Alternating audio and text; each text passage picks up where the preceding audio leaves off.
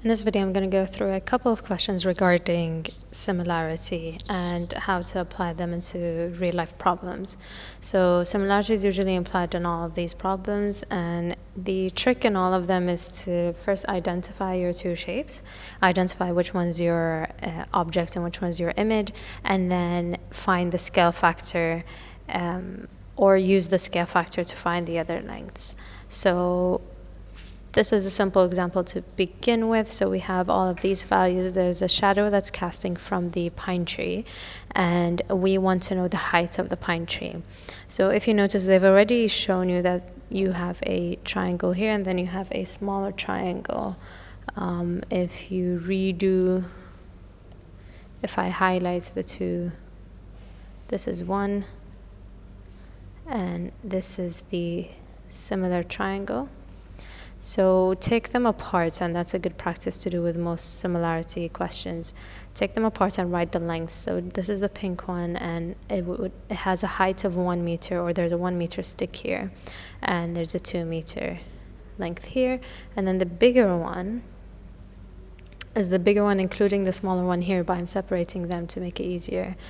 The length at the bottom is a combination of both, and do get used to this, especially when they put two similar shapes on top of each other. Sometimes you have to add lengths, and sometimes you have to subtract lengths. So for example, if they told me that this is 12 and this is 10, then I'd have to do 12 minus 10 to get this length. So be smart with the lengths that you pick. So now that I know it's corresponding shapes, this is similar shapes, I need to find the corresponding height here. I know that the 2 and the 12 are the corresponding lengths, so I use them to find the scale factor. So 12 divided by 2 is 6, and so x will just be, because we're enlarging, I'm going to go 1 times 6, so it's just 6 meters. What if a question does not have a diagram? In this case, it's always practical to draw whatever you're understanding from the question. So we have a 30 centimeter ruler stood vertically. So here, and on the ground it casts so this is a 30 centimeter. On the ground it casts a 24 centimeter shadow. So this is the 24 centimeter shadow. So obviously, because it stands vertically, we're getting a right angle here. At the same time, a man casts a shadow of 152. Because it's at the same time, so we're assuming they're both standing in the same zone, and there's the same light source coming here, so they're casting the same shadow. So the idea of saying same is to tell you that they are similar. A bit of a crooked triangle, but anyways, a triangle. This is a shadow of 152, and we want to know the height of the man. So if this is the man, then his height would be x. Again, very similar to the previous question, we have the same base length here. So the scale factor now is going to be 152 divided by 24 centimeters. So 152 divided by 24. Now this is going to give you a fraction, and do keep it as a fraction, because if you write it as a decimal, it's a recurring decimal. So it's 19/3, which is 6.3 recurring, and you don't want to do the recurring because it's not going to give you an accurate answer when you're multiplying by the scale factor. So keep it as a fraction. And now, since I want to find the height, which is the bigger in the image, it means I need to multiply by the corresponding length. So 30 times the scale factor, which is 19/3, and that is going to give me 190 centimeters. Be sure of the units. And be sure that the answer makes sense. So you obviously don't want to have a shorter than 30 centimeter. And 190 seems like a reasonable answer.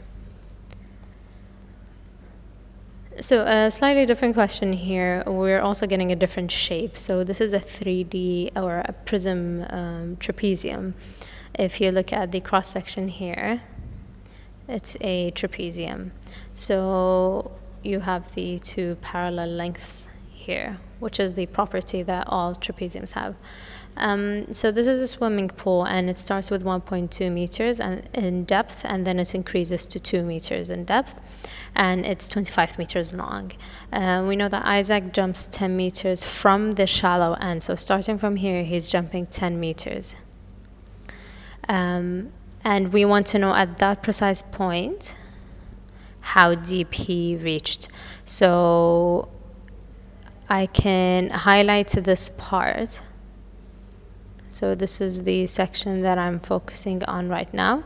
And we can, as we did in the first question, kind of take it out of this shape.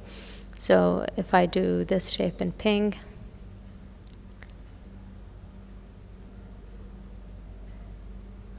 this is a bit small, but assuming it makes sense. So this is our 10 meters. Our 1.2 is here, and this is the depth we need to find. And then if I take the bigger shape, and I'm going to do it in blue, this is the full swimming pool. So with the 25 meters, 1.2, and 2 meters. Now, we don't need anything related to volume. We don't need anything related to surface area. They're just asking for a missing length. They also didn't give us any volume or so. So try not to complicate any of these questions. Think of it more in a straightforward way. You have, these are your corresponding lengths, so 25 and 10 meters.